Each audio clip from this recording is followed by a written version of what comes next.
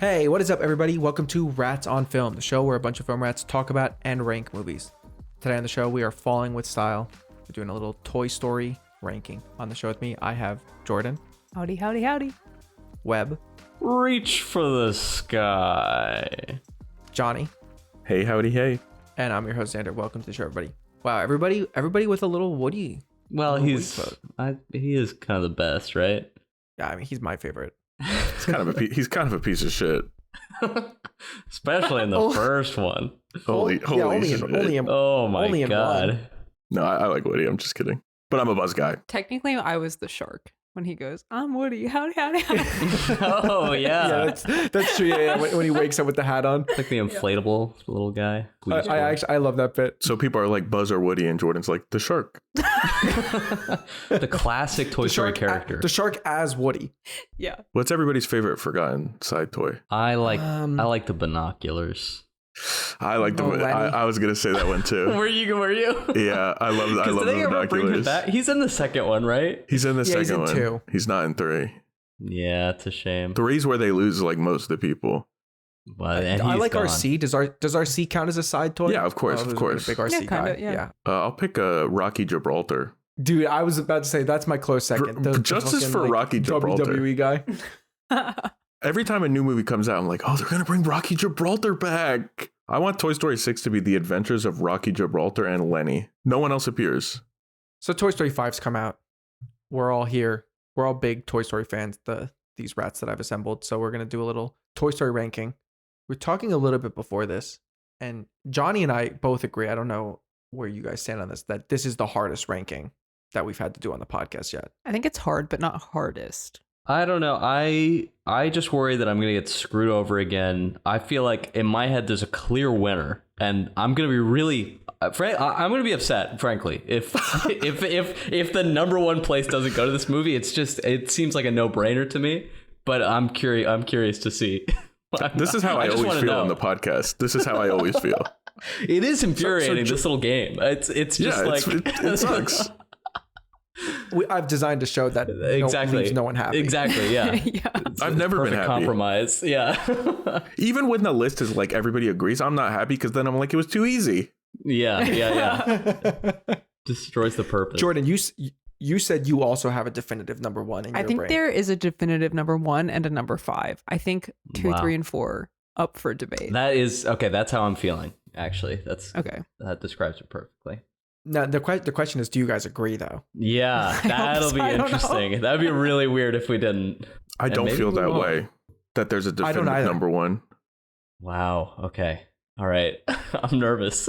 So Johnny and I did a Pixar tier list on the show before, and we didn't go like full in depth on every movie, but so like we talked about these. I think I said at the time, and I still feel this way with the first 3 Toy Stories, the trilogy, that I have my opinions about them, but I really don't think I would argue with people who felt any way about which was their favorite among them. I think they're all really, really good movies. And that's crazy because we're about to do that. I know, yeah. We're about to argue about it. And you said I would never, but we're literally about to. We're doing it. Well, I said that when we were doing a tier list. Now I've put us in a pickle. But did we not put 1, 2, and 3 all in S? Yeah, we did. Yeah, that's what I thought. And to be fair, like that ranking, we weren't individually ranking them, right? No, we were just saying yeah. What's S tier Pixar, what's A tier Pixar. So we didn't get into which was the best of them, which we will do today. Yeah. I think something that's worth bringing up about this is that we're all of an age where Toy Story is pretty significant in our lives in terms of when it came out, and something that's like really special about it. Like I'm born in '95, so are you, Jordan, which is when Toy Story came out. So I've pretty much had it my entire life. Whoa. And the feeling of nostalgia for this franchise, and specifically the interesting aspect of like growing up in tandem with Andy, I feel like is something that can never be separated from these movies for me, where it's like I feel like it's a very sacred movie series for me. Yeah, I mean, we were of the age where it's like we had the toys from the movie. Yeah. Do you know what I mean? Like where we were the age where it made sense to have the toys. Yeah, I asked Mom yesterday, Johnny, when she thinks I first watched it, and she said she thinks we started watching it when you were like 6 months old and I was like 2. I learned how to talk from Toy Story. Yeah. That's what we're hearing. Do you know what, actually? This is relevant because I watched some like home movies recently, and there's a video of me like on the porch and I'm like rambling and I'm like, what the hell am I saying? And my mom's like, you're quoting like Toy Story like word for word. You're like literally going through every line of dialogue in that movie because you watched it so much as a kid. And sure enough, like when she said that, I could hear like little lines of like, oh yeah, that's Woody saying that line about like Andy's coming up to the room, and it was so weird. I that must just be such an experience for people of our age range. Yeah. No, but that's funny because I just watched Toy Story 1 with my mom, and she said that Xander, you did the exact same thing. And she has videos of it because our mom knew all the lines to the beginning when Woody is giving like the speech to all the other toys. Yeah. She knew all the lines, not from the movie, but from Xander as a child, repeating it over and over and over and over. He still knows it, I think. Yeah. The last time we watched it together, Jordan, I was quoting the movie like crazy. We were like, what the fuck? But I mean, if this doesn't establish us as true Toy Story, yeah, I don't know what will. Like diehards. I mean, but I think a lot of people, like you said, almost everybody our age, plus or minus, probably 10 years is. I think like for our parents, everyone was just super into this movie because it was like groundbreaking technology on top of being a good movie. Like we just kind of grew up with movies that were 3D animated, but it did not exist really before this. Yeah, it's fascinating from that perspective to watch the 5 movies pretty close together and see that. Because you realize how bad one looks, but not even to shit on it because it's the first 3D animated movie ever. Yeah. So it's actually incredible. And in my head, it looks so good. In my head, it looks like Toy Story 4 looks. And then I watched Toy Story 4 close to watching Toy Story 1. I'm like, holy shit. Yeah. Well, even 2 is a significant improvement over 1. It's crazy. And that only came out how many years later? 4? I think it's 4. Yeah. Yeah. All right, you guys want to get into the ranking? Let's get into it. Let's freaking get into it. Let's open the fucking toy box and see what's inside. Starting on the top, Toy Story 1, 1995. I feel like the synopsises are irrelevant for these films. But Yeah. Spoilers for Toy Story 1, guys. Buzz comes. Andy got a Buzz Lightyear. Buzz comes. Yeah, Andy got a Buzz Lightyear for his birthday. Spoiler. I think this is one of the best friendship movies of all time. Enemies to friends. But that's what makes it good. Like, that's what makes it a good friendship movie, I think. I really like how much of a dick Woody is in this movie. Yeah, it's crazy. Yeah, it's he's crazy. such a little prick. It's actually insane. And he's a real a-hole in this one. I feel like that kind of goes for this whole movie. It's kind of interesting when you can compare them to like, I guess the rest is just like, it's got like way more cynicism than like the rest of the franchise, I think, in a way that isn't like when you think of like the Toy Story franchise as a whole, you're not really like sort of thinking about that it's become so much sweeter over the years, you know? This movie's dark, pretty dark. I think it feels very mature for like a kid's movie, you know? I think it kind of was one of the first ones that like kind of set the bar for that, I feel. I 100% agree about the maturity. And I feel like it comes from the premise, and the premise here is brilliant. Mm-hmm. Just the idea of kids' toys have their own lives when you go away. And what does that look like? And the dynamics that they set up there. But then also talking about the maturity, the layering of things that they've got going on here, right? This idea of like the vintage cowboy toy versus like the new age space toy, the action figure that does a lot of stuff, and how they're talking about like times are changing, levels that as a kid you don't really get. You're just watching toys come to life. Mm-hmm. But the premise itself and the details that they chose to use in it really build and add a lot of layers and nuance to the film. Just, I think the story being rooted in like a real human jealousy, like, you know, Woody thinks he's Andy's best friend and then this new toy comes along, like that's a relatable topic. Yeah. And like, I think to your guys' point, like Woody's a dick, but like, it's kind of real. Like you understand why he's acting that way. And like Buzz is just like such a blowhard in the beginning. Like he's so fucking annoying. So you kind of get it. It's like, you know, the new boyfriend on the scene or whatever. Like Woody's just pissed. I mean, that is so true because Woody is definitely a dick, but also Buzz is so annoying when he shows up. He's so good. Buzz is so good in this movie. I love him. He's so fucking stupid. But it makes sense though, the way he is stupid. You know how sometimes characters are just written to be like, they're the dumbest. Like fucking Bob from Monsters vs. Aliens, right? They're just like, oh, it's a guy with no brain and he's just stupid. Yeah, and you accept it. It's fine. Like I'm not saying that's like a bad character, but Buzz has an identity crisis in this movie. He's stupid because he believes he's something he's not. And that's why it's so frustrating for Woody. But that's what makes it like what Jordan said. It's like the emotions are real and it's very, very grounded. And also talking about what Webb said before with like the movies get a little bit friendlier. I totally agree with that. Like, and the thing, I think the movies are always dark in terms of like the theming is dark in every Toy Story movie or most of them. Yeah, definitely. But the thing about the first one is that the characters are kind of dark in the first one. You know what I mean? In the subsequent ones, it's like the themes are dark, but the characters are light besides the villains. But like Buzz and Woody are pretty dark in this movie. And I like that. Woody tries to commit murder. Yeah. And Buzz is also like depressed and like he goes into like a drunken sort of stupor. Yeah. He's basically suicidal at the end. He's just like, I'm not the real Buzz Lightyear. He's like, go ahead, blow me up. I don't give a fuck. Yeah. One thing I absolutely love about this movie is not like, I think it's the funniest Toy Story movie, first of all. I think Johnny, I have that written down as well.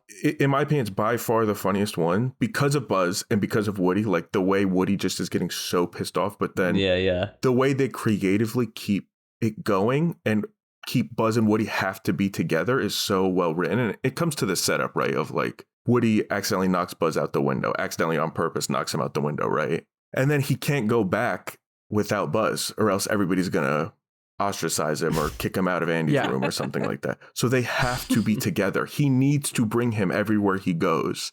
And that's such a perfect setup for him being annoyed at how fucking stupid Buzz is. Yeah, I also wrote down how funny it was, Johnny, too. And I'm with you. That premise is hilarious. And also some of the humor in this one with the side characters, Potato Head, Ham.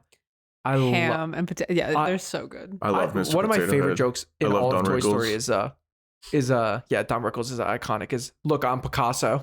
Yeah, I like that one too. Great. I think it's amazing. I love all the bits in the setup of Andy's room when you're getting introduced to all the characters. That is what's kind of tough about the sequels is they start introducing so many characters. You start to see less of the ones that you really liked, and it is crazy thinking about like, yeah, Mr. Potato Head and Ham were kind of the original sort of like funny like side character. Like there were so many good ones that they get sort of brushed to the wayside with like the more characters they introduce. One thing I really like about this movie is it is an extremely tight movie. There's not a single moment that could be cut out. Every moment in the movie, every setting, every plot device that leads to the next plot device is perfectly paced and all worthwhile to add to the story. Yeah, it's like an 85-minute movie. There's zero fluff in this movie. And I love every single like set piece in this movie. Like from the beginning, the army men looking in on the birthday to my favorite scene in the movie is the gas station scene. Yeah, and then great. Pizza Planet and then Sid's room. Like everything is perfect. The characters have very clear goals, right? Like they're trying to get back to Andy's room before they move. You've got a time lock on things, right? They're moving in a couple of days. You know, everything's getting packed up. They're literally just across the lawn, right across the driveway, but they're trapped in this psychopath's room. He's got locks. Like the construction of everything just works really, really well. There's a dog, so they can't just walk out the front door. It's just, like you said, the causation is really, really good here. That's a good word. Causation. Mr. Spell can tell you what that means or how to spell it, I guess. Going back to what you said at the top, Jordan, about you think this is one of the best friendship movies of all time. I really agree. And I think that, you know, again, it's definitely nostalgia coded for me, you know, rewatching them now. But there's something about the final sequence with Woody actually going out of his way to save Buzz at the end when the rocket's strapped to his back. That moment of them flying together, falling with style, whatever you want to call it. It is so satisfying, and it does feel really earned with the journey they've gone on from where they started to Woody is literally hates this guy, wants him to fall out a window to a team by the end. I think it's really satisfying. Yeah, and to the earlier point, what like they're getting softer.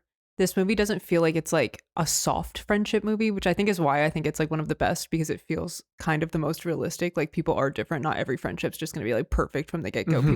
People piss each other off, you know, like it's a realistic friendship dynamic. Like you can get mad at your friend, you can be frustrated with your friend, but also at the end of the day, like ride or die. You know what I mean? And obviously this is like a journey. Like they are enemies in the beginning. I get that. But I think because they are so different, the friendship feels more important to me than just like two besties who do everything together. And it's just like an all friendship movie, you know? Well, and also their individual journeys help them each go on their own arc, right? They help each other. 100%. The whole movie, Woody is jealous of Buzz because he's basically being replaced by a cooler toy. But Buzz doesn't care about being a toy. And then when he finally learns that he is a toy, his world is now broken, right? And then it takes Woody explaining to him why being a toy is so great. And it's the best thing you could be, and that he loves it so much that makes him realize like he was being a fucker, you know? Yeah. I also think the Woody-Andy relationship, which, you know, grows in the next two movies and changes. But I think that friendship is also so important. Like if I think about it too much, I get very emotional. But I love how dedicated Woody is to being Andy's toy. Yeah. And like he's just so like devout toward Andy. And obviously Andy loves Woody. Like even with the Buzz, he still wants Woody. Which I think like that friendship dynamic in these movies is so strong too. And you start to get the seeds of Woody realizing what it means to be Andy's toy in this movie, where as he explains to Buzz why Buzz should be happy to be a toy, like you said, Johnny, he's also reminding himself what's important about being a toy. Yeah, exactly. But that's so well done because they're both on individual character journeys, but they coincide in the perfect way where they both learn and grow together, right? Like that's not easy to do from a writing standpoint. No. Yeah, definitely not. Some movies don't even succeed in having one good character arc like this. Yeah, that's what I'm saying. And then on top of it, you have like all the side toys relationships with specifically Woody, but then they also grow to like Buzz pretty immediately. Like And they're also all Woody. good friends. Like there's just like a lot of in this one. Yeah. Toss them overboard. I wouldn't be me if I didn't say it, but I love Sid as a villain. I know that this movie isn't really like a villain focused movie, but I think the Sid dynamic is just so clever and creative, and I have a soft spot for Sid. So I think Sid is a great villain. He's a great villain. I think Having he's a a good soft spot antagonist for him is crazy. Yeah, that's questionable. And also, I think you're downplaying it because you've said some things in the past that were, I would say, more emotionally strong than soft spot. I believe the exact phrase you used for me when we watched this for the first time together was, "I always felt like I could fix him." Yeah, I think I had a crush on him as a child. Yeah, say that again so Web can hear. Because it's truly insane. Cut it out. No, say it one more time. I don't know if Web heard you. I don't think I did. Xander, pull her string. But she has to say it. I do think Sid is a great villain. And I think, again, talking about how creative they are with the world that they're using. This idea of this guy that mangles toys. And so when they get to his room, all the toys are these amalgamations of broken toys that have sort of rebuilt themselves from the parts that are around. And I think it's brilliant. And honestly, it's a little scary. It scared me. When I was a child, it was scary. A lot of the Toy Story movies are horror movies, low key. They are horror movies. Yeah, Johnny, like actually, yeah. For sure. I think honestly, every one but the new one is a horror movie, straight up. Yeah.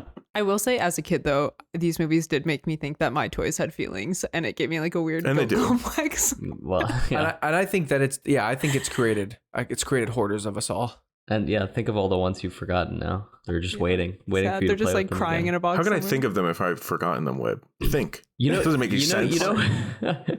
Well, no, I'm making you remember them. They were forgotten. Yeah. Now they're not.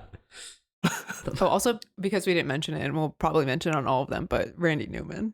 Oh, thank you. No, yeah, that it is good you brought that up. Because it's iconic. It's iconic, but the thing about Randy Newman is he's bizarre, right? And this is not an insult, specific. But his music is completely singular. And I think it gives the movies like a really, really unique tone and vibe and feeling. When you hear that music, everybody knows exactly what it is, right? Like it adds a lot to the iconography of Toy Story, really. Yeah, because it doesn't feel like film scores. It feels like Randy Newman scores. You're so right, Johnny. Yeah. It's not quite the same thing. I mean, we're talking about the writer of Short People. Well, I didn't want to be the one to bring it up. Why does he hate them so much? I don't know. And why does Jordan like Sid so much? These are the questions we need to get to the bottom too. The hard-hitting questions. I really think it's a perfect movie, honestly. I agree. It's a 5-star banger. No notes. All right, we'll start it on the top of the list then. For now. Top of the list. Where else can I go? Next up. What do you mean for now? For now. Well, we'll see what's going to happen. The hell? I can't spoil. Are you saying there's a new fancier toy coming in? Well, a cooler toy with buttons and wings? Actually, a new antique toy coming in. Next up on the list, Toy Story 2 from 1999. I'm going to start with this. Mm-hmm. I said this on our tier list. I think that this is the best sequel of all time. Yeah, I would agree. I would agree. I well, I don't know. I wanted to agree with you, but that's a wide net actually. I really have to think on that. I'm going on the record saying there's no better sequel. I will say that it does, in my opinion, I think. Well, am I giving this too much away? I guess I can't. Me saying it's the best sequel doesn't mean I think it's better than Toy Story 1. I'm just saying as far as sequels go. And that's interesting. That seems like, I don't know if I understand the logic there. It's the best sequel, but it's not the best. Well, I didn't say that. I'm just saying I'm not divulging what I think. I'm just saying I think it's the best sequel. No, but I mean, I love this movie. I think it's so good. All the new characters in this one are great. Al is amazing. Every line that he has in this movie cracks me up. We quote the frickin' I gotta go all the way to work on a Saturday, all the time.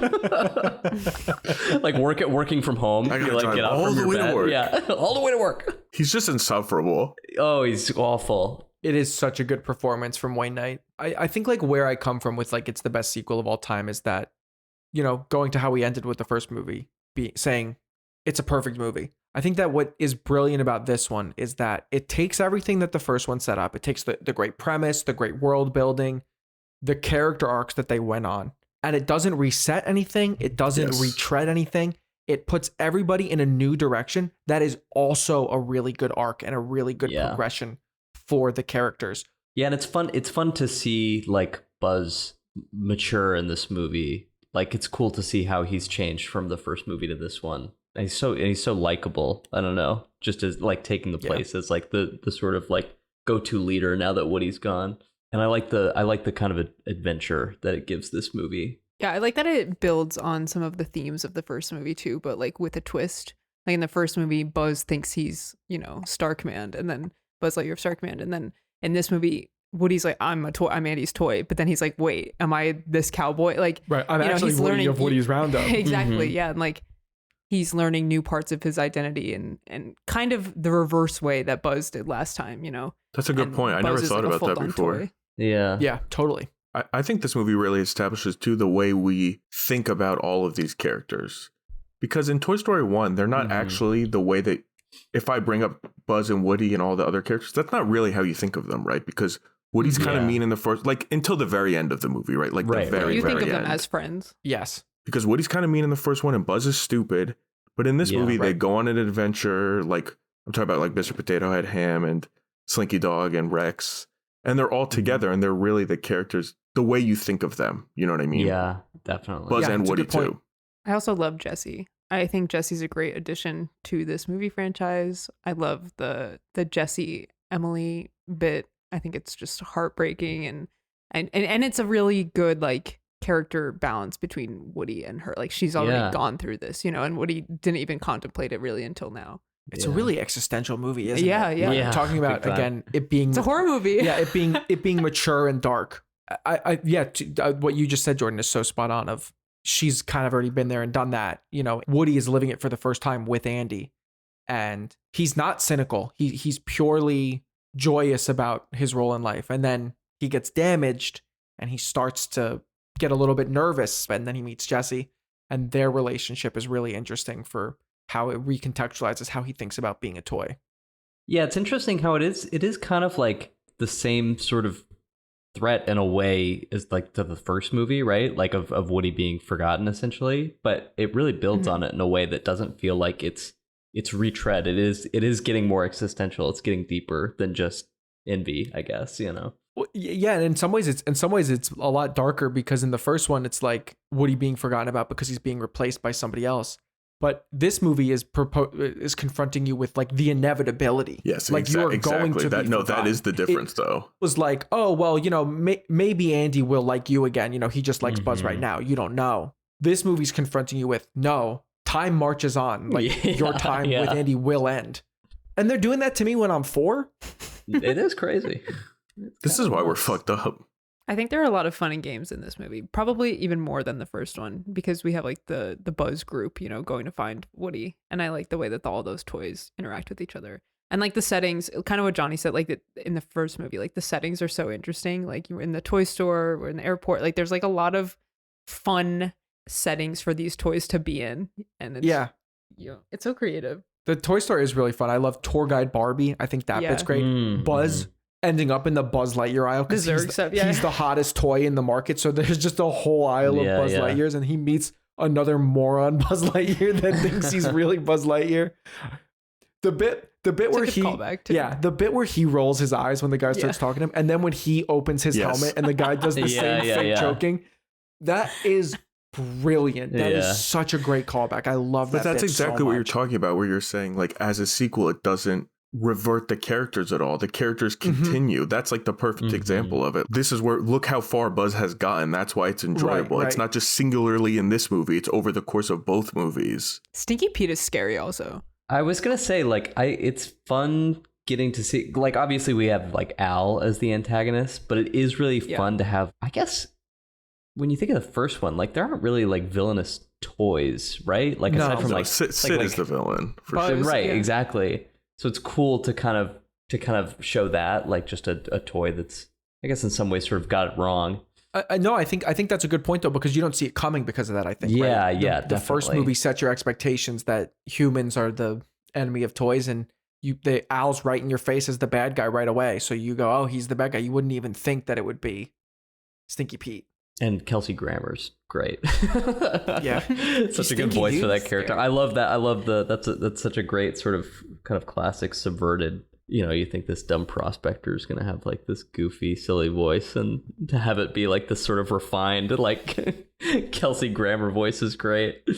And he's watching the TV too, and his character's fucking stupid in the show, and he's like, oh my God. Yeah, the Woody's Roundup bit stuff is all great. This idea that Woody's like this famous antique toy from the 50s, but nobody really even realizes it.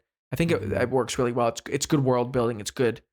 It's a good additional layer to the backstory of his character. You know, that all you really get in the first movie is like, I'm an old family toy or something like that, I think. And I love all the iconography around it, and it's all so visually interesting and fun, but also it's great because it shows how Andy doesn't know that, but he doesn't actually care, right? It's the difference between like, are you seeing it as value in terms of like monetary value or historical value, or is it just important to you because it's meaningful to your life and your childhood? You know what I mean? And that's basically Woody's decision, right? Yeah, I like that this movie sort of plays upon like Woody's ego a little bit. You know what I mean? Like you can see him at the end of that movie, sort of, or near the end of the movie when like the toys find him trying to sort of like share in this excitement of like, oh, look at all this stuff I didn't know about. My like legacy, more or less, and Buzz kind of having to be the one to sort of teach him the lesson that he taught him in the first movie. It's really awesome. Buzz great. Basically gives him the same speech that he gave Buzz in the first one. Another scene that I love is the cone scene. I really just like that like iconic set piece, I guess is what you would call it. I think is really fun. I think all of the hurdles that like the sort of like rescue troop toys have to do, like I love the elevator bit too when they're in Al's toy barn. It's really fun. Just everything about it is really fun to watch. I think Toy Story is almost a better way to do the gimmick of like small people. Yes, literally. You know, like how they have like Secret Life of Arietti or like Honey, I Shrunk the Kids. Oh yeah, definitely. It's kind of, they do the same sort of gimmicks. Do you know what I mean? I don't know. It's just like the context is different. It's much better. I think too, talking about set pieces, you brought this up earlier, Jordan, about some of the new settings that they're exploring here. I think that the airport sequence is really great. Do you guys ever think about how crazy that airport baggage section is? Like how many ramps and stuff it has? But it's such an iconic visual that really sticks in my head. Do they actually look like that? I've never seen. I've never seen one. That's what I assume in my head every time I go to an airport. Like that in every like Christmas movie, I feel like. Yeah. Woody saving Jesse, right? Woody coming to his senses, realizing that Buzz is right, deciding to go back to Andy, but saying, come with me. Andy is a great owner. It's better for us to do that than to do this. And them getting on board, but then not leaving them behind when he maybe could have, but going after Jesse, getting on Bullseye, Buzz and Woody getting on Bullseye, Ride Like the Wind Bullseye. I love it. I think it's so great. So fun. And then him and Jesse doing the little lasso, like let's see what happens in the last episode of Woody's Roundup. I think it's such a great good callback. Payoff. Yeah. It's such a great payoff. I kind of forgot about that until I rewatched it, but it is really, really great. But also the part where they're swinging, he's like, let's see what happened in the last episode, is the overall theme of the movie, right? Like, let's not be afraid to for it to end. Yeah. Do you know what I mean? Like, let's see it through to the end together, which is a great, great message.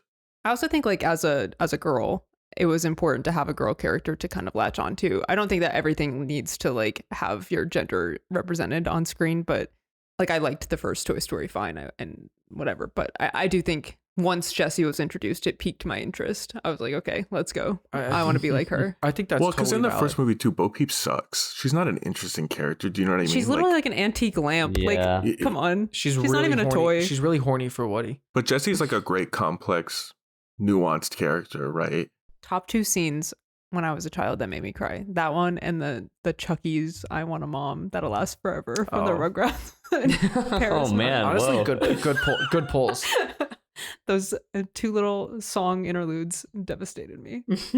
How do you guys want to rank Toy Story 2 compared to Toy Story 1? I think 2 is better than 1. I'll say it. I'll be the first to say it. I think 1. I agree. I think 1 is better. Okay, Xander. So I'm the tiebreaker. Oh, Well, you're not a tiebreaker. You could potentially tie it. Yeah, I could potentially tie. You're right. I've been giving this a lot of thought. okay. I've been really struggling with this, and there's a lot of factors that go into this. But I think I'm gonna say Toy Story 2 above Toy Story 1. Wow. Oh, thank God. And that's bullshit. Sorry, Johnny. You're a sad, strange little man, and I pity you.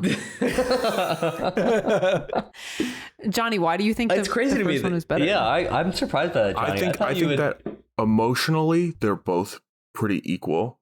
You know, like the depth of emotion and the interesting character arcs and everything. I just really think that the first one is 1, funnier, 2, I think maybe more creative. That's fair. And also I love the scenes in 1. Like I think of so many scenes, like the gas station scene when they're under the truck yelling at each other. I fucking love like all the stuff in Sid's room, Mrs. Nesbitt. I fucking love. Like, yeah. I also think the climax of 1 is significantly better. Like I much prefer the RC car chasing through the streets and flying with the rocket to the airport. But I do think the very end with the swinging and like, let's see how this episode ends is amazing. And I just love stupid Buzz Lightyear too. I really like that. That's fair.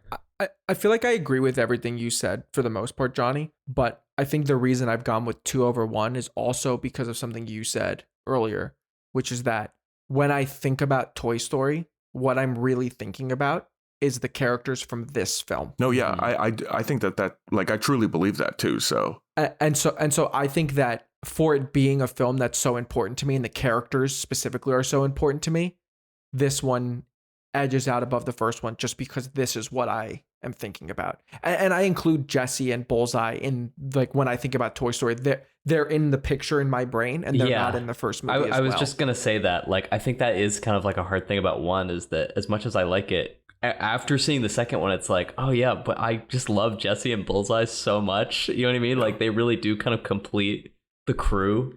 All right, so Toy Story 2 will go on the top.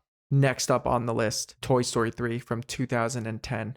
I don't know how you want to start this, but I have a few thoughts. No, go ahead. Just right off the bat, because I'm sort of ambivalent towards this movie. Like I really like it. I think it was a great like send off to like the franchise, but it does kind of just doing pretty much a lot of what the second movie did, which I think is like why I kind of like struggle with it. But I do appreciate that they kind of lean into like the sort of like prison break element of it. I think that's really fun. I like some of the new characters they introduce. I think Lotso is like a really fun villain to just like hate. And I love his backstory a lot. Anyways, all that, I'm getting a little scattered, but all that to say there's a lot I really like about this movie. But I do think it has kind of soured a little now that we've gotten like 4 and 5. I think a lot of the strength came off of it sort of tying up a trilogy nicely. And now that we've kind of like seen these characters in other movies since then, it doesn't quite have that same like effect for me, I guess. But I'd be really curious to see that though. Yeah, no, you don't think so? Okay, interesting. I guess I see what you're saying, but it doesn't hurt it for me. Yeah, I don't know. It's weird. I do think I don't agree with it being a retread of 2, because in a way it is. Like, they're talking about the end of being one child's toy, right? Like how it's coming to an end. But I think the difference is that in 2, everything is like hypothetical. Like, how are you going to choose? Yeah, now you're seeing it actually. Yeah, now it's actually like, what are you doing in the moment? And there are decisions to be made. Like, I do think it's different. I don't know. I really like Toy Story 3. I'm going to come out hyperbolic again. Let's hear it. But I think it is how I feel. I've been thinking about it. I think it's the best third movie. I think Toy Story, the trilogy, is the best trilogy as well. In addition to Toy Story 2 being the best sequel, I think the trilogy is the greatest movie trilogy. Was going through with Jordan the other night, like naming film trilogies. And I feel like one that comes up a lot for people that would be considered the best is probably Lord of the Rings. I feel like that's the one that a lot of people would go to. I thought you were going to say Alvin and the Chipmunks. That too. Yeah, the Squeakquel's pretty good. You know, maybe that's better than Toy Story 2. Yeah, Chipwrecked. Shipwrecked too. both playing up Chipwrecked. I've never seen Chipwrecked. I was like, I can't even I've name seen any them of these all. other I haven't seen movies. Chipwrecked, but I have seen the other two. Is Chipwrecked good, Jordan? Thoughts on Chipwrecked? No, but it's fun. What? Rats on Chipwrecked? Rats on Chipmunks? Sorry for the Alvin and the Chipmunks tangent. Just the best trilogy I could think of on the spot. So I think it's the best trilogy, and I think the reason that I think that is because I think Woody's one of the not the best necessarily, but one of the best multi-movie arced characters of all time. In terms of like, no, I agree with that. His individual arcs in each movie are good, but also the overall picture from Toy Story 1 to Toy Story 3 is really brilliant and it like incredibly well done. The book ending here of the series, obviously like the ending on the clouds, starting on the clouds of the wallpaper, but also just the journey that Woody as a character goes on is just one of my favorite film arcs of all time. I agree with you. I wrote down like the quote from the end of Toy Story 2. Buzz says something like, "Are you still worried about Andy growing up?"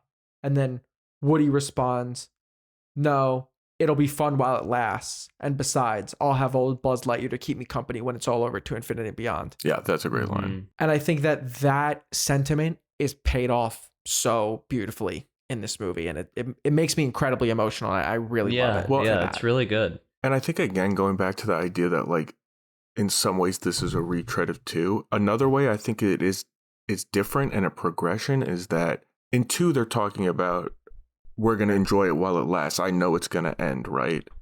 3 is about accepting that it's ended, right? Like that's really what it's about from Woody's perspective. Yeah, it's already ended. Finding a new purpose. They've already been in the box for years. But he's holding on to, Andy's going to bring me to college. He's going to put everybody in the attic. It's going to be fine. He'll come back and then he'll have kids, right? Like he can't accept that it has ended and think about how to progress and move on. That's really what it is about, which is distinctly different. One thing that's so fascinating about this trilogy and also what you were saying, Xander, like Woody's arc, is that we kind of never see Woody at his prime. In every movie, he's getting used and abused and, being confronted with existential threats. Like, we never see him actually just like living his best life as Andy's toy, other than like the first 10 minutes. I was going to say, you get it in the beginnings of the movies and then... Yeah, the little cold open. The brightest stars burn the briefest. Yeah, it's so true. Speaking of the cold opens, I do love the cold open in this one of like the fully animated playtime sequence with all the references and callbacks. My force field dog and my dinosaur that eats force field dogs and all that stuff. Yeah. Death by monkeys, all of those things from the original movies. And I think it's the best opening of all. Yeah, I love it so really much. like this opening. It's brilliant. It's a great way for it to come back. Like it really has a lot of like oomph to it. Like it's just really fun. Like in every way. And also such a cinematic like representation of playtime, because often it's being represented in every one of these movies that playtime is the most fun, most rewarding thing you could possibly have. And a lot of the time it's just like Andy bouncing Woody and Buzz around, which is cool because you're using your imagination, but it's cool to see it from the perspective of like how it feels to be a toy, right? And in Andy's imagination, I think that's really cool. I also think when we were talking about Toy Story 2 about how it better utilizes the cast of characters, I think that 3 even better than 2 utilizes the cast of characters because everybody's in it. It's not just the little gang that's going to help Woody. The prison break, like Webb was talking about, like I love all that stuff, and everybody has a part to play. Great. Like, I mean, Mr. Potato Head with the tortilla thing, like, come on. That fucking, that bit is so fucking good.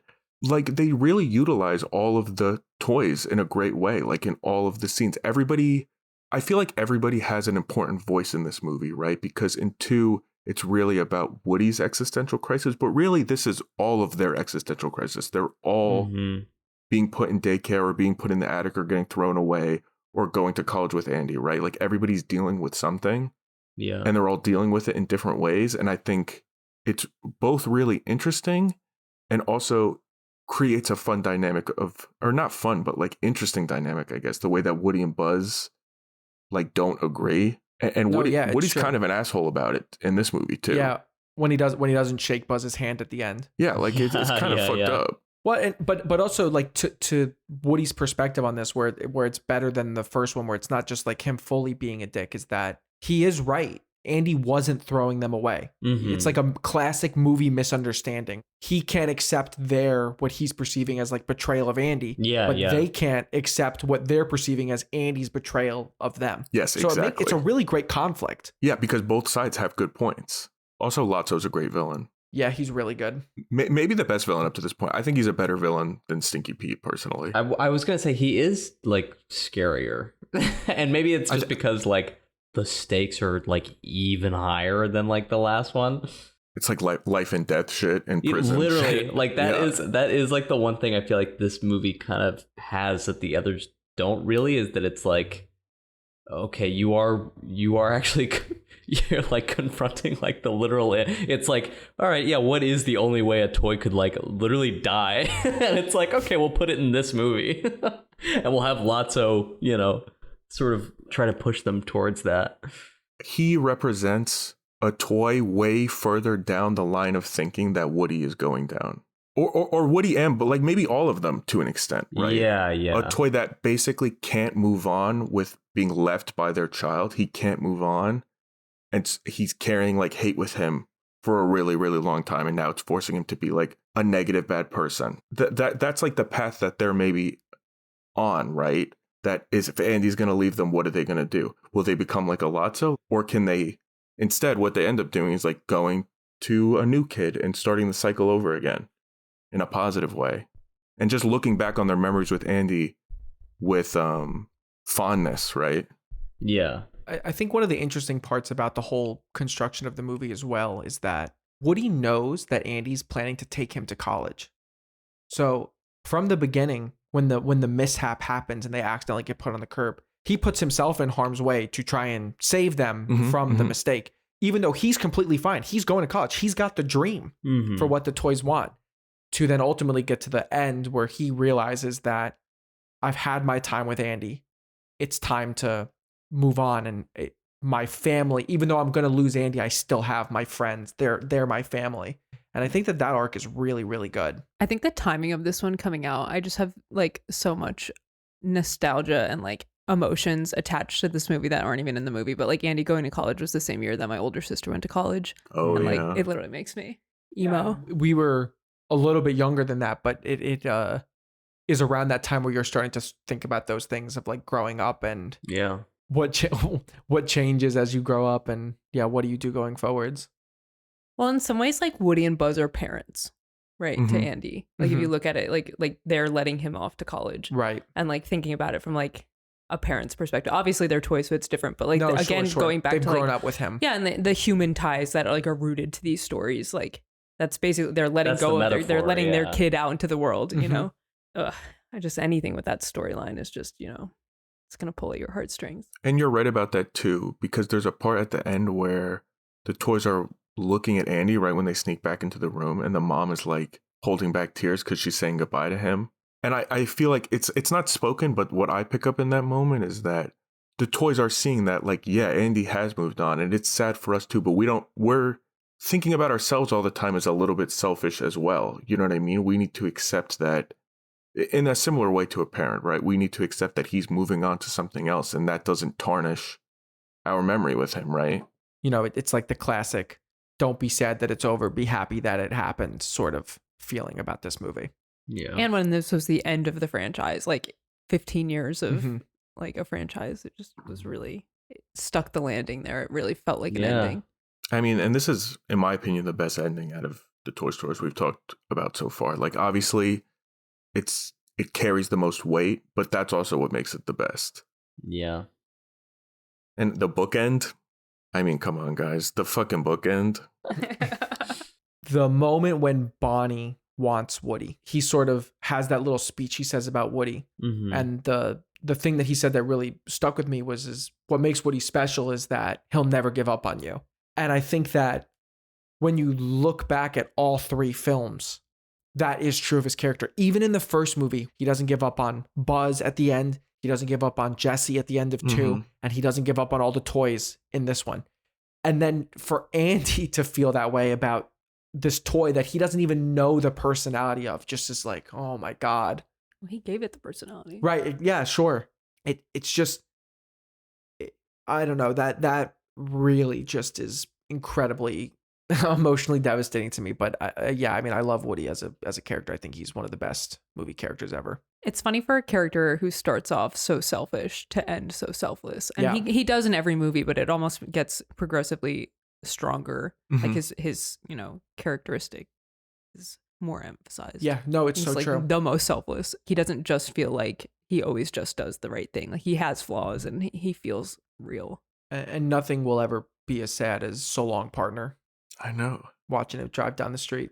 One thing that I think is kind of weird, and it becomes a trend in the next 2, more so than this one, but I like in the first 2 that Andy's like not really a character, and like he is, but he's not. And I think this one introduces like a little bit more of like the kid being a character. And I think in the next 2, there's like a little bit too much of the kids. I fully agree with that critique, but it not in this movie for me. In the other 2, this just introduces it. But I think it's important for this one because he's leaving. Like the only reason they're doing it is because you need to give him a little bit of something in order for him leaving to feel. Do you know what I mean? Because you want to, you want those characters to like be okay. Like you want to make sure they're in that good like hands. This is like somebody deserving of like all of Andy's toys and stuff. And I do love Bonnie in the third movie a lot. I think she's like she's just so like it's so funny because like you probably don't even really see her that much in that one. I mean, especially compared to like 4 and 5, but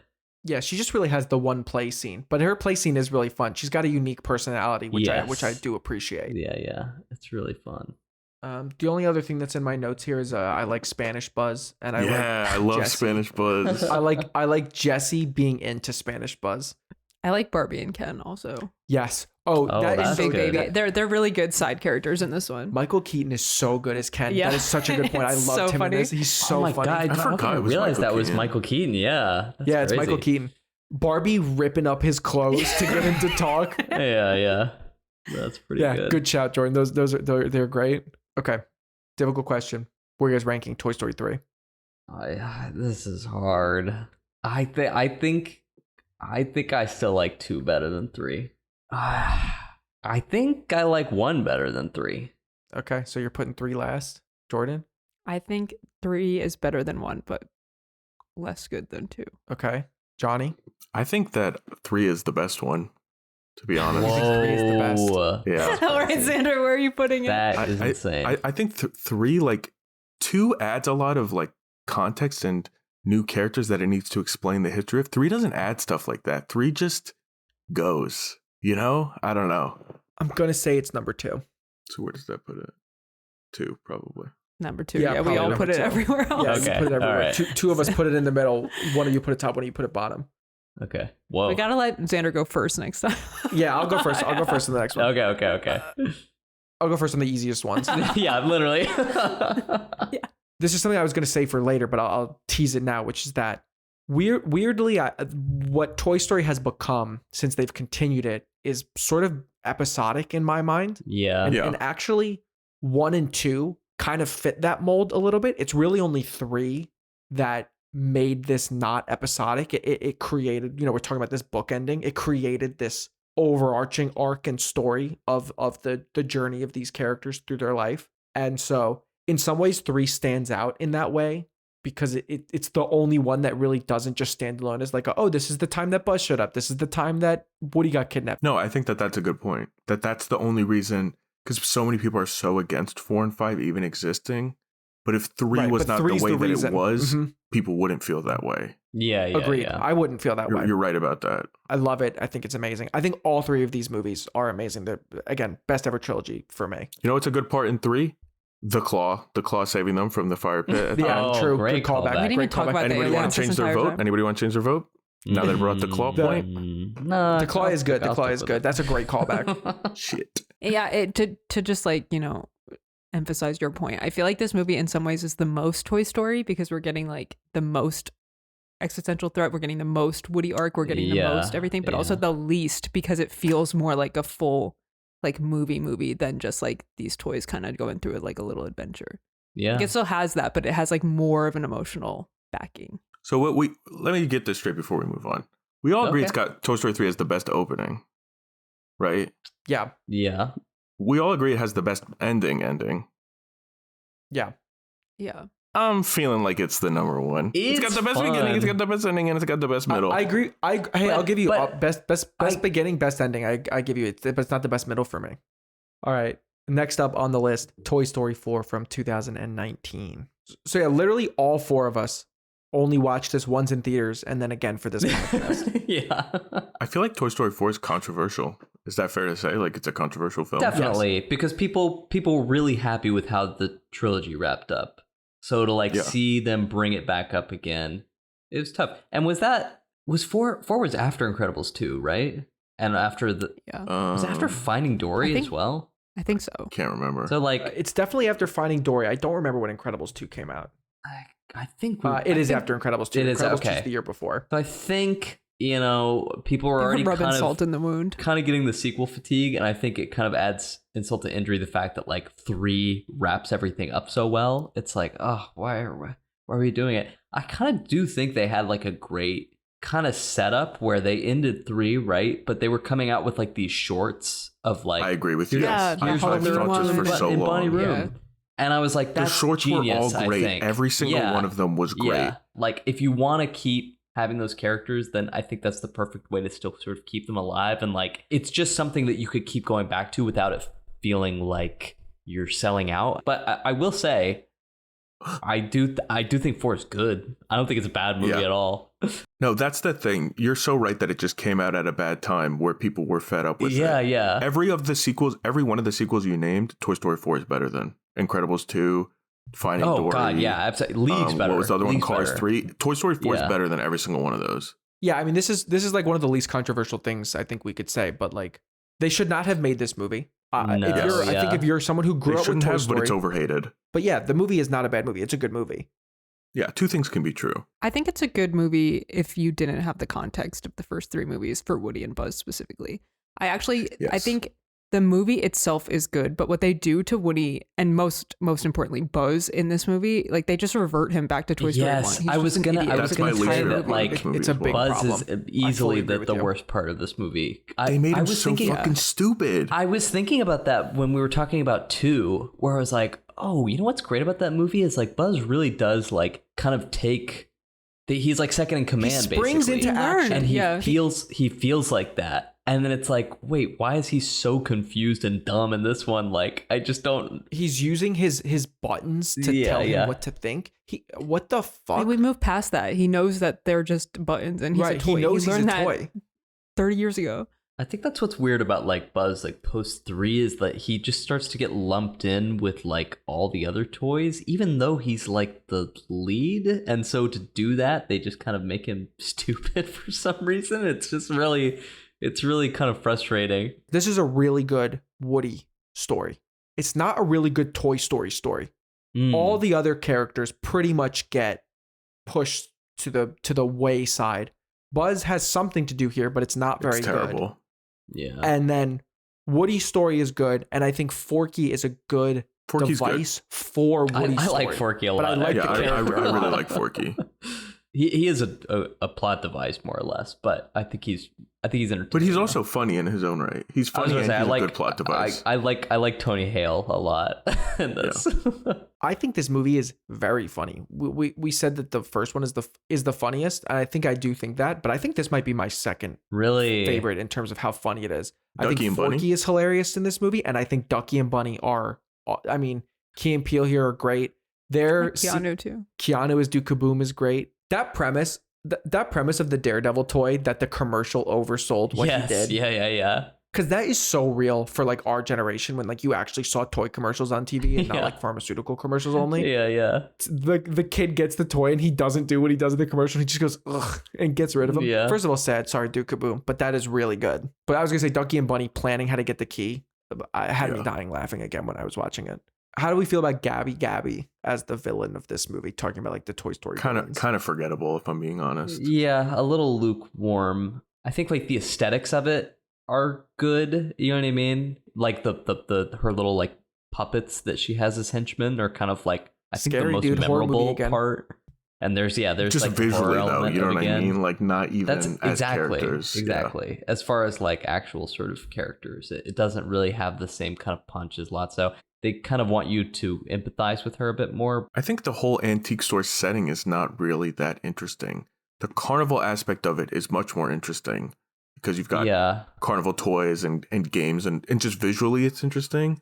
But to me, the antique store is a little bit like Toy Story 2 of like the vintage Woody shit, but not as cool. If they didn't do the antique toy thing in Toy Story 2, maybe it would have been more interesting. Yeah. It's visually very interesting. I love being inside the antique store. It looks great. It looks beautiful. The cat, like the dust, everything looks amazing, but we've kind of seen it before. Like Gabby's like Stinky Pete Light, kind of. No, like, yeah, she has like a really different is. motivation. She wants the voice box, but like who cares? Like I think it's a good point that you say she's kind of like Stinky Pete Light because it is sort of a similar character motivation where it's like she was never loved by a person. She never had the real toy experience. And it's just the flip of she wants it for herself. Stinky Pete wants nobody to have it. It's a weak motivation too because all she wants is the voice box and like our perception of Woody does not require the voice box. Right. So like the threat is just kind of stupid. Like she could have taken his voice box in the first 5 minutes of the movie that she's in, and like it wouldn't change our perception of Woody. Because like, for us, he literally talks. Right. Yeah.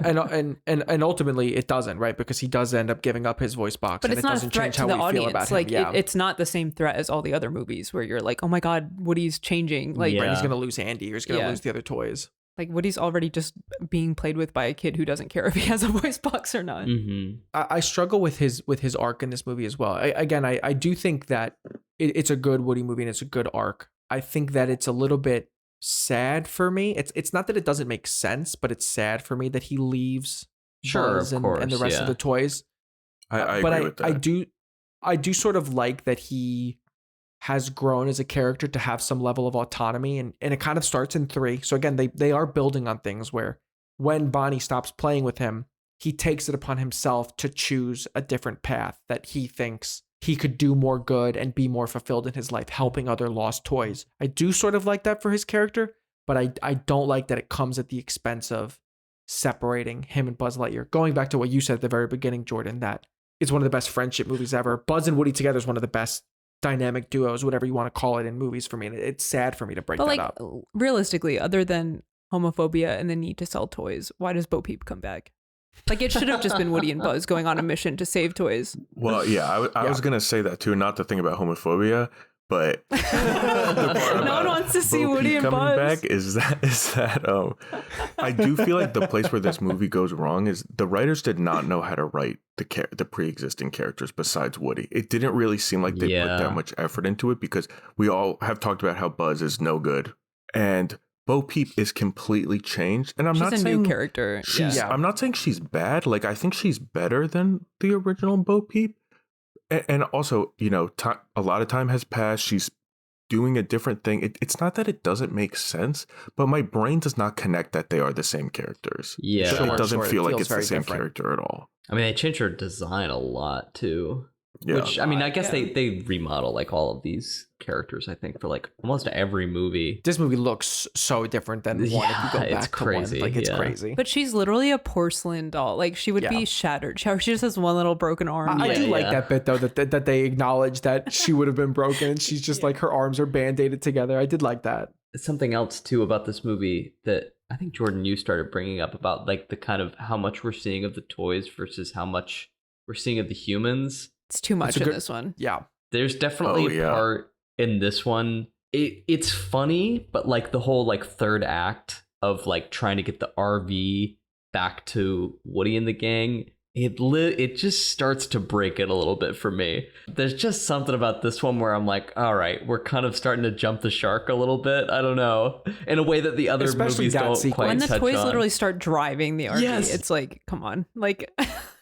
I start to dislike Bonnie a little bit in this one too, because she keeps losing her toys and not knowing where they are. And, I've seen a lot of people talk about how like, Bonnie is an unlikable character, and it's kind of true. Like it's weird because it's a kid, but going from 3 to 4 is a little bit upsetting as an audience member. It's just in this movie. I really just don't like her in 4. It's especially, I literally said it to you, Jordan. I was like, she fucking begs Andy for Woody at the end. She makes a little pouty face, and then she dumps him. And I understand that it's like, kids are like that. It's not that it's unrealistic, but as an audience, it's upsetting. It's similar to what you said, because you're invested about, in like, Woody, you're not invested in Bonnie. Yeah, it's similar to like what you were saying about this movie separating the family, where it's not that it doesn't make sense, but it's a little bit upsetting as an audience who cares about this a lot. But I will say, to give the movie credit, I think it does make sense that Woody as a character would grow to be someone who wants to help lost, struggling toys, because throughout all of the movies, he is saving other toys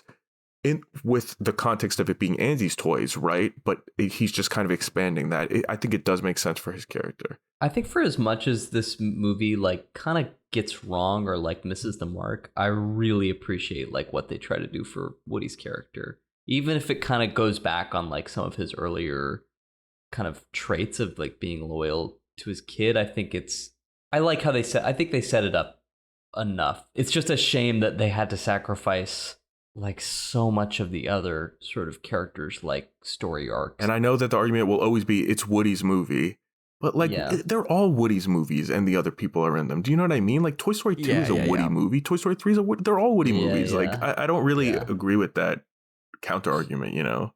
Yeah, I think there's a little bit too many toys now too. Oh, like, yeah, I understand. Yeah, like I get why they want to, make new toys for every movie so that they can sell new toys for every movie and like have the world expand. But like you can't keep everyone and add 8 new toys and bring back old toys. Like it doesn't work. And realistically, a lot of them don't really have substance added to the movie. Like, no, right? I like Ducky and Bunny. I think they're really funny. But do they actually add to anything in terms of like plot or meaning? They really don't. They're just there for comedic effect. Like I think Duke Kaboom actually adds to the plot. Yeah, and is a good addition to the movie. And obviously you've got to have Gabby, but she's not the best character either. No, not really. Yeah, and you need Bo Peep to come back because she basically creates Woody's arc. One scene I do really like is the early scene where Woody's trying to rescue RC. And like it's like a flashback to how Bo Peep leaves. I do think that's like a really devastating scene and like really well done. And also within the context of this own movie sets up the nice arc of Woody saving people, but ultimately always choosing his kids' well-being over his own. I really think that is well done. Okay, so I have to go first on where I want to rank this one. Yeah. I think I'm gonna put it on the bottom. I don't think it's better than any of the original 3. I like it. It's a thumbs up movie for me. I wish they didn't make it still to this day, but I'm kind of over it now. It's been long enough. I've accepted its existence and I enjoy it for what it is. Spoilers, I guess, for the next one, but I think this one is visually the best of the 5. I agree. Personally. Yeah. I agree as well. Yeah. But I think it's the worst. I think the visuals in 4 are amazing. Yeah, it looks beautiful. Hands down, no questions asked, but I think story-wise, the worst. And it's also not just the rendering, it's the art direction and the camera framing. No, in 4 is amazing. Yeah. Like some of the shots are like framed so beautifully in 4. Yeah. The lighting, it's literally everything. Yeah. But bottom of the list for me. But that being said, Chuck it in the bottom. With Johnny and Webb. Yeah, throw it on the bottom. Part of me wants to say like better than 3 just to be a fucker, but I don't think I believe that. Why would you even joke about that? There's no fucking way. 3's the best one. Well, it's not the best. It is. The Rat Sandals too. No, throw it on the bottom. Throw it on the bottom.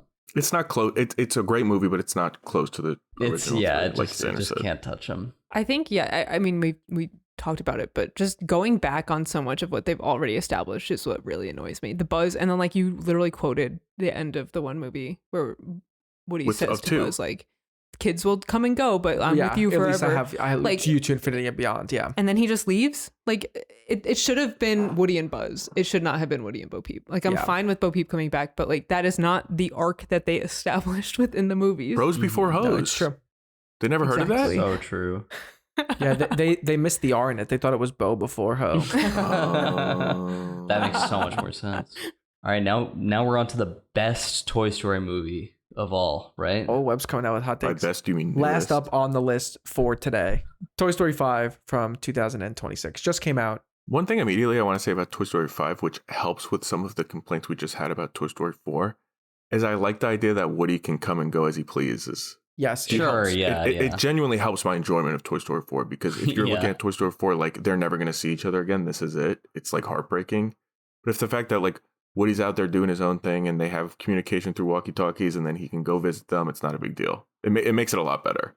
Yeah, it helps a little bit. Yeah, my first note I have written down for this one is that I spoiled this a little bit already, but like this feels very much like an episode. And I don't mean that in a reductive or negative way at all. But this isn't big stakes consequences for, talking about like, oh, we're losing Andy or Woody is leaving the gang or whatever. This is like a contained, we want to get Bonnie a friend story. Mm-hmm. And it's that mixed with this toys versus tech, which honestly, it's a great modern premise for Toy Story. It's a real existential dilemma that we face today. Everybody talks about iPad kids and all that kind of stuff. Yeah.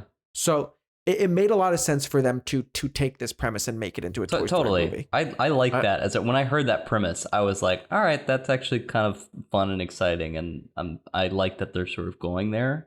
That being said, did they do enough with it? It was kind of a gimmick. It was kind of a gimmick, and also the sort of irony in it is that it kind of feels like the most iPad kid Toy Story. Do you know what I mean? I like literally rewatching the fourth one. I'm like, oh shit, these scenes actually kind of take their time, and there's like a real sort of like the pacing in 4 is leagues better than 5 in my opinion. Like I think 5 is just kind of bouncing all over the place, just a little too fast, and like there definitely some like confusing parts to me as to like wow, this is how these toys work, like the Conan toy, which I did like, but mainly just because I like Conan, but he's sending messages to like a board, like I have no idea how these toys function, and it just makes the plot feel really sloppy in comparison to the other movies. I totally agree with you. I think it was sloppy. I was also confused with like the tech toys. Like I kind of wish that they like, it's fun that they did creative toys, but I kind of wish they just did something that was like more identifiable so that it made more sense that like, yeah, this like time to go to the bathroom toy could communicate with a modern iPad. Like, yeah. Okay, I'm like, what? Like, okay. It doesn't make any sense that it's emailing and text messaging. Like, It's got 3 buttons on it. Just as far as hurdles that the toys kind of have to get over, like you think about like how the first movie, Woody and Buzz were just stuck at the next door neighbor's house, you know what I mean, for however many days, compared to this where it's like the toys are going all over the place, and it just I don't know, it kind of lessens. Hey, in 2 they drive a car to the airport, and you guys all put that at number 1. No. But they drive different. A car to the airport through the city. They do drive a car. Well, all right. Well, yeah. I like the car driving part in 2. I don't even have a problem with it. But there is something in this one that feels like, I guess what I'm trying to say is that it's not like the actions kind of feel like they have like less power to them or emphasis. Do you know what I mean? Like the stakes just feel so much lower because of like the ease of how these toys sort of get around. I do get what you're saying, because like in Toy Story 1, it felt like it was impossible to get from one house to the next house. Like, that's what you're trying to say. Yes. Yeah. For a toy, that was like impossible. They had no way out. And even in 3, it's like they can't even escape a daycare. Yeah, exactly. And that's part of the challenge is like they're small and they're toys and they don't have power. They can't open doors. But then all of a sudden where they're sending messages with ease and getting contact with anybody. But I guess that goes with the technology thing. It doesn't not make sense. But I do agree with you that it messes up like the feel. I started with talking about how I thought this was like actually a good premise to explore for a Toy Story movie. And I do believe that because I do think it's a relevant commentary on the times that we live in. But I think that what the difficulty was and what they probably found the difficulty is that the reality is not probably what you want to put in a Toy Story movie, where the end of this movie is that Bonnie found one other person in the world that is going to also be down to play with toys, but everybody else is still just sitting on their couch staring at an iPad. It's kind of just like a bleak ending, but it is just sort of the reality, and it just doesn't. I do. It's weird. It is weird because I do think I would have been annoyed if all the kids like put down their iPad and started playing with toys again. It doesn't feel true. Yeah, they wrote themselves into a corner. I think one thing that just bothered me about this one compared to all the other ones is that like the core emotional arc, they pretend it's Jesse's, but it's Bonnie's, and that's the first movie that's the emotional backbone of the movie is the kid, not the toys.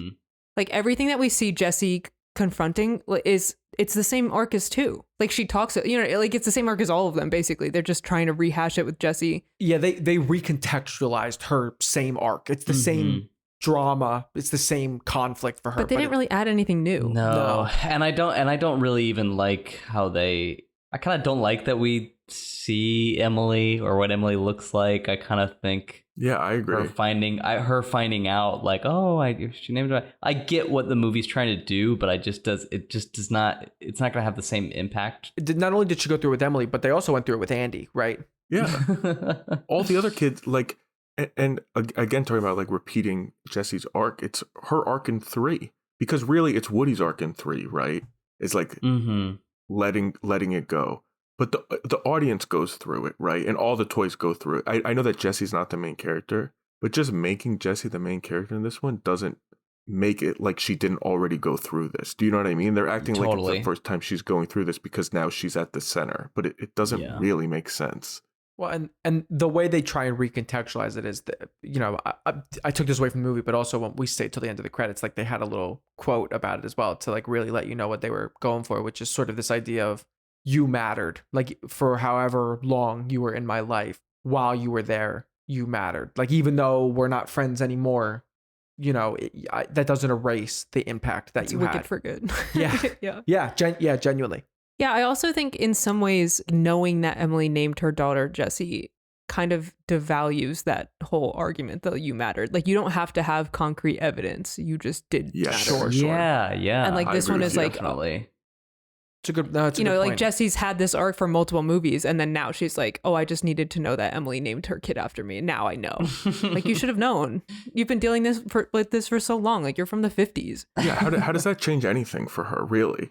But also, I will say that, like, as somebody who is named after one of their parents' childhood toys, like that did, I felt seen. Oh, yeah, that's true. Because I am named after my mom's childhood Cabbage Patch doll. Fun fact about me. Oh my God, I think you've told me this, but that's right. I forgot about that. That's actually crazy. That's not even a joke. That's insane. Do you think that Cabbage Patch doll was like, thank God? That Cabbage Patch doll was fucking depressed. Not anymore, though. Not anymore. That Cabbage Patch doll is listening to this podcast. I was just gonna say. If you're out there listening, know that it's okay. I carry on the name. I still think overall it worked for me. It made me emotional. Again, maybe that is more so motivated by my attachment to her from 2 and 3 rather than exclusively what the work that's done in this film. But it's certainly not the most emotional I've ever felt in a Toy Story movie. No. And it is interesting too. The most impactful parts are the parts with Bonnie. Like the scene where she's like getting like bullied essentially. That was like kind of hard to like watch. It did feel like true bullying, I agree with Jordan what she was saying before that. I think there's too much kid centric stuff. I don't like it. I want it to be toy centric. Well, like, even if the plot was the same, right? Even if the kids were bullying Bonnie for playing with Jesse, it would have almost been more interesting to see Jesse deal with that bullying and like internalize, like, why are these kids making fun? Right, Like, I want to please problem. kids. Yeah, why am I no longer a good toy? Yeah. But instead, it's Bonnie being bullied and Bonnie wanting to still play, but her friends don't want to. And then the moral of the story is just find someone who matches your freak, basically. Like, okay, it's just like I don't know. It's just a weird arc to have in a movie. I like the whole thing about like Jesse teaching the tech toys like playing isn't just games. It's this sort of like imaginative thing. Yeah. I like that. Yeah. That part is good. That I think was one of the stronger parts of the movie. I liked the trio of tech toys, even though it was some of it didn't make sense. I still liked it. Yeah. Like you said, we're big Conan fans. I We're fucking big love Conan Conan. heads. Would I like it if I wasn't a like huge Conan. giant Conan fan? I know. I don't know. I actually don't know. I didn't even realize it was jokes. Conan until after the movie. Oh, you didn't? I know, isn't that so stupid? And I he's don't got know. the I don't know hair. how I didn't literally looked realize. at her and I was like the part when they give him the hair. Which that was, as much as I like Conan, maybe they're No, it was a pushing bit little much. there. I didn't like that. But I think too we should touch on the lily pad character because we've talked about the villains in these movies.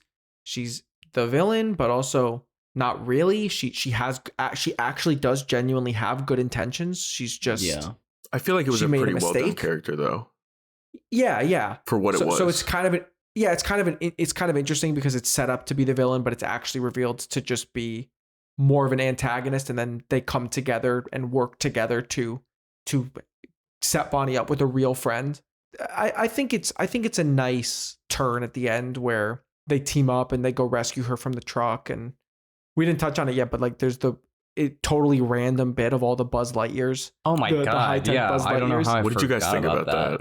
I didn't like it personally. I didn't like that either. It's a little too much. The cutaway scenes throughout the beginning of the movie are a little too much. It's an incredibly random bit, just basically so that they had a logic for why they can rescue Lilypad from a truck because they needed drones at the end. But it just seems a very convoluted way for that plot to kind of like what you were saying about the other Tech Toys web. It seems like they did a lot of convoluted stuff to make the plot of this work. Which I think is so annoying because the first two movies, and to an extent the third movie, kind of feel like Rube Goldberg machines where like one thing happens and it leads to the next thing and it leads to the next thing and it leads to the next thing. And then 4 and 5 just kind of feel like it's happening, but like there's not like as much cause and effect. And especially this one, it just doesn't really feel, the plot points are just kind of spread out. Totally. And especially with the, like, why are the Buzz toys like in the ocean? Like, it makes no sense. Why is they're on a desert island? Like it's a lot. Yeah. I like our Buzz Lightyear in this movie though. He's better. It's an improvement. 4. It's an improvement from 4. I like that he's now the deputy to Jesse, right? He's still like the number 2 role. It's like where he is, but then also he's kind of got this crush on her and he's struggling with his confidence to ask her out. That I buy is his character. I wish they did the crush wedding thing in the last one. I was going to say that feels way more relevant in 4. And then it would, maybe would have been kind of, maybe they thought it would have been too much with like Woody and Bo going on or something. I don't know. But then it would have made more sense. Like it would have been like, I don't know, like dual, like they and like Woody being like, I'm leaving you two and good, like these two are taking over. We both have a new partner in crime, basically. Yeah. I do think it was done well in this movie though. The Buzz and Jesse thing I liked. I thought Jesse was pretty iconic at the end when he's trying to ask her and she just kisses him. She's not taking any. I love Jesse. I like the little leg kick that Buzz does. Yes. Yeah, really That's cute. Pretty great. How do you guys feel about them making Woody bald and fat? It's funny. The bald, I like bald it. is good. The fat kind of doesn't make any sense. It's like here and there. It's only sometimes. Yeah, the fat's but like the whatever. bald does make sense that like his paint is rubbing off. So I like that one. I think it's pretty funny. It's showing how he's like out there. One, that he's old, Yeah. but also that he's out there doing the work he's doing, which is cool. I do think the decision to make Jesse the main character was actually a really good idea. I don't think all the execution is perfect because, like we said, I think it's re-putting her through stuff that she's already gone through and we've already experienced with her. So it doesn't feel like it totally makes sense. Yeah. But I still liked her being the main character because then we also got to have Buzz and Woody together in a fun dynamic as well, right? Which is something that we complain that 4 didn't have. Mm-hmm. The other toys do just get like literally put in the garage in this movie. They are not in it at all. I mean, even like Bo Peep, that was kind of funny to me. Like just her, like, all right, I'm out of here now. I'm like, wow, they really are just making sure to But yeah, I mean there are a lot of toys. Are there any other like new? It's just the tech toys, and then they didn't really add that much new. The horse. It's really just that's it. the three tech toys and the lily pad. Yeah, because the horses are kind of just there for What I mean? Yeah. Oh, and the knife is still there from the end of.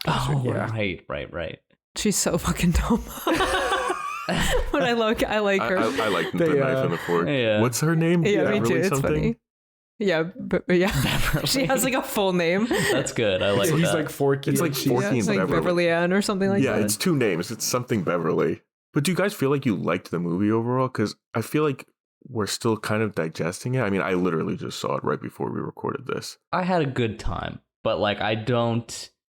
There's definitely, especially after watching 4 again, I'm like, yeah, the emotional depth of 5 is really lacking. Yeah, I think this movie, in some ways, I like it better than the last one. In some ways, I don't. I think the Buzz and Jesse stuff in the last one, specifically the Buzz stuff, really bothered me after I saw it. Where like nothing bothered me as much in this one because they kind of do a better job with all of the existing characters. Like nothing really felt like, why did they ruin my favorite character? Yeah. But that said, like I do think it's a little cheap the way that they keep going back to the tire swing and like pulling on the emotions of Toy Story 2. Like it's a little bit of a cheap trick. I wish we had more of an emotional arc with the toys in this one that wasn't just rehashing the past. And then like I love like a bullying story, and I do think they like an overcoming bullying story, to be fair. Jordan's like, I love bullying. No, like they always make me sad and they always resonate with me. So I do like that she like finds her friend and then the power of friendship and play. I think that's really important. But there's just something about it that didn't feel as Toy Story to me. Yeah. I think you got it spot on there, where there's really nothing offensive about this as like a Toy Story fan, but there isn't a lot that I latched onto as favorite things from the series. Yeah, it sounds like we're all in agreement. They wrote the characters better in this one than 4. Yeah. But the movie as a whole doesn't like. And what do you value more? I'm actually trying to decide right now what I value more. Well, hey, we can rank it now, and I can start since I went last in the other two. Let's hear it. I think it's a pretty simple explanation for me. I'm gonna put 5 last, and it's because Woody is my favorite Toy Story character and one of my favorite movie characters. So I'm gonna put 4 above because I think it's a good Woody movie. It's not a great Toy Story movie, but it's a good Woody movie. I think it's a better Woody movie than this is a Jessie movie, and I like Jessie as well, but I think his arc in 4 is better than her arc in 5. It's going for 5 for me. Just because, I don't know, it doesn't...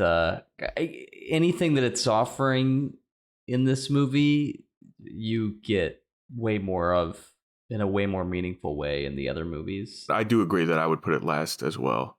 Basically copy paste exactly what Xander said, and also add on to it, I don't like how much it's about the kids. This movie honestly started to feel like Inside Out to me. Oh, in the way that that's the a kids great are interesting comparison. Yeah, definitely. Yeah, interesting. I've been outvoted, but I think I would have put it above 4 just because I really don't like what they did with Buzz. Like I'm gonna die on that hill. I think that's valid. Jordan, to be honest, I was so close to doing the same for the exact same reason, because Buzz is my favorite character. I do think 4 looks better, but I think that they ruined Buzz, so I'm putting 5 above 4. I think that's really valid because I do love Buzz, and they do him really dirty. The way they fuck him up is actually so upsetting. It's yeah, like I hear you guys. I do think 4 is a really good Woody story, and I think it looks good. But I don't know.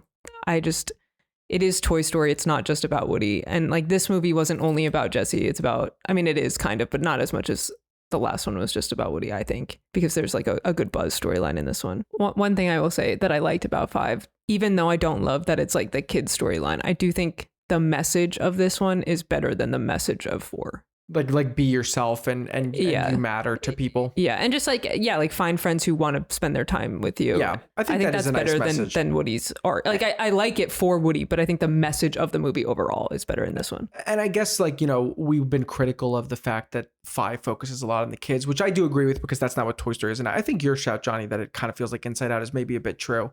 But to the flip side, to do that message and have it be somewhat effective, you kind of do have to like the kids. And I like Bonnie and Blaze in this movie. I thought both of them were good characters. Maybe it doesn't feel very Toy Story to spend so much time getting to know the kids. I do agree with that. And it does rubbed me the wrong way a little bit watching a Toy Story movie, but it does help that message be stronger. Yeah, I agree with that. All right, well, the rats have spoken. The official Rats on Film ranking for the Toy Story franchise, starting from the bottom. Toy Story 5, Toy Story 4, Toy Story 1, Toy Story 3, and the big cheese, Toy Story 2. So can I ask? I just want to make sure. So Jordan, you said you had a definitive 1 and a definitive bottom. 2 was your top and 4 was your bottom. Yeah, that's and right. then Webb, you felt 2 and 5. That was yeah. So you got exactly what you wanted, Webb. Beforehand, you were going all like. I know. I really thought it was. Today. I was really nervous about that for a second. But look at that. Okay, you know what? Maybe this game isn't so bad after all. Yeah, seems like Webb's the big winner and I lose. Well, I think we made it through. Okay, no one's that mad about the ranking, right? No. We didn't even talk about Taylor Swift. Oh, do you want to talk about that quick? No, we just didn't. Do you guys think it was weird that Taylor Swift was involved in Toy Story 5? No. I think it was weird that it was just for a credit song. I'm glad that it wasn't in the movie. I really thought it was going to be like the Sarah McLachlan song. Like it was going to be a Jessie cutscene in the middle of the movie. Yes, I really did. Like I totally thought she was trying to get her Oscar. I kind of agree. I think if it was in the movie, maybe I would have been like, this is weird. But in the credits, I don't think it's weird at all. Yeah, I think it's okay because it's the credits. The song was all right. Yeah. I like country Taylor I do think Swift it's weird though that they Taylor got Swift. her in at all. Like I feel like Toy Story and Taylor Swift are big enough that they don't need each other. TS though. TS plus times TS. True. All right. Well, hey, thanks for listening to Rats on Film. Let us know about what your favorite Toy Story movie is. What do you think of Toy Story 5? Follow us, Rats on Film Pod, social media, Apple Podcasts, Spotify, YouTube. And we'll be back in 2 weeks to talk about and rank some more movies. And you know what they say, you got a friend in me. So long, partners.